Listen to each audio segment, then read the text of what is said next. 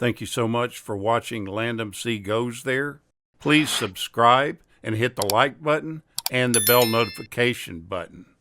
Wait Until Dark is a 1967 psychological thriller film that was directed by Terrence Young and produced by Mel Ferrer.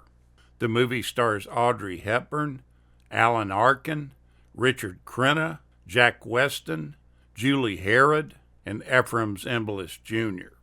The storyline goes that while trying to smuggle a cache of heroin hidden inside a doll into the United States through JFK from a flight originating in Montreal, Lisa spots an adversary at JFK, so she hands off the doll to an unsuspecting man that she just met.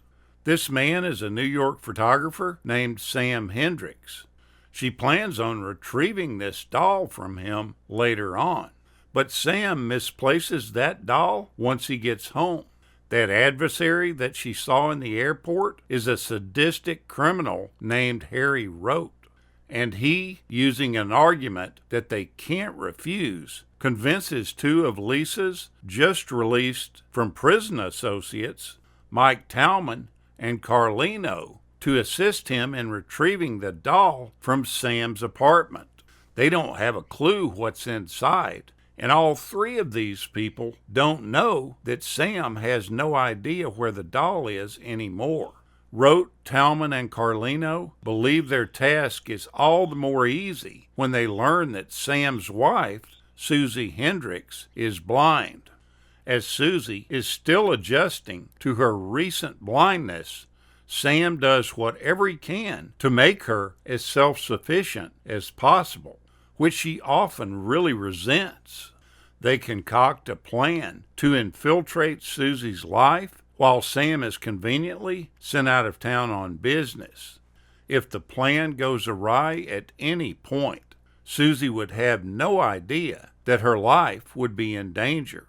What the three criminals may be unaware of is that Susie does have eyes in the form of Hendricks's precocious adolescent neighbor, Gloria. Gloria knows more about the missing doll than she initially lets on, and they find out that Susie may have certain advantages in life due to her blindness.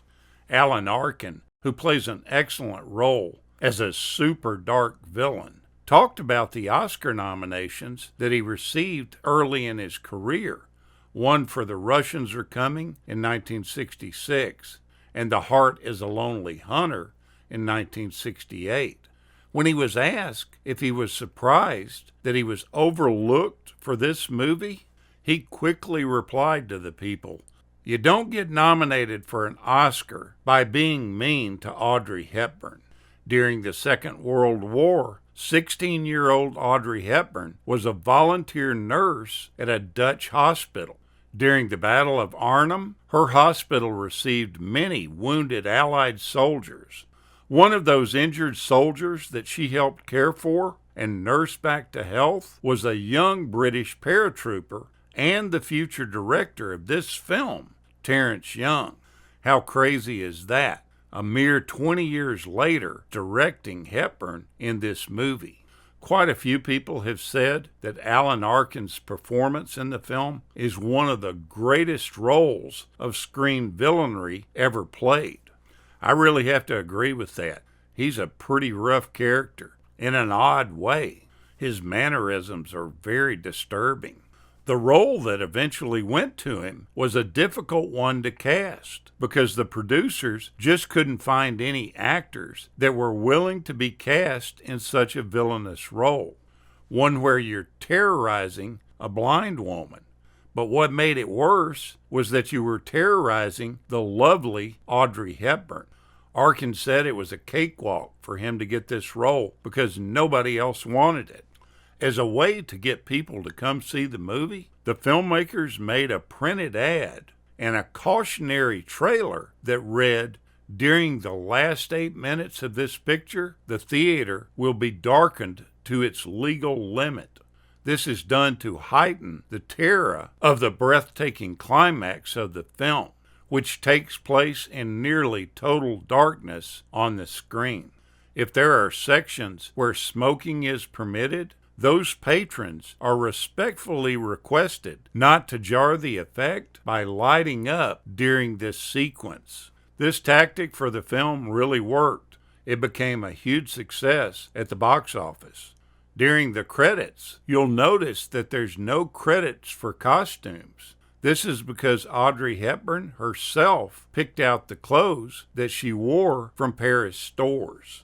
Also, at the end of the film, when you see the refrigerator door being propped open, the products that are in the refrigerator are carefully angled so that no brand names are visible or recognizable on the shelves. The movie was produced by Audrey Hepburn's then-husband, Mel Ferrer. They thought that working on this movie together would be kind of a last chance in an attempt to save their marriage, which ended up ending 1 year later in 1968. Wait Until Dark originated as a play by Frederick Knott. He's the guy that also wrote Dial M for Murder, an Alfred Hitchcock film. The play opened in New York on February 2nd, 1966, and it ran for 374 performances. Lee Remick starred as Susie Hendricks, and she was nominated for a Tony Award for Best Actress in a Play. Robert Duvall, Mitchell Ryan, and Julie Harrod were also in the cast. The play was directed by Arthur Penn. Although she later admitted that she didn't intend to do so, Audrey Hepburn basically retired from films after this role, turning down a lot of parts that were offered to her in order to devote time to raising her children. She would eventually return to the screen several more times.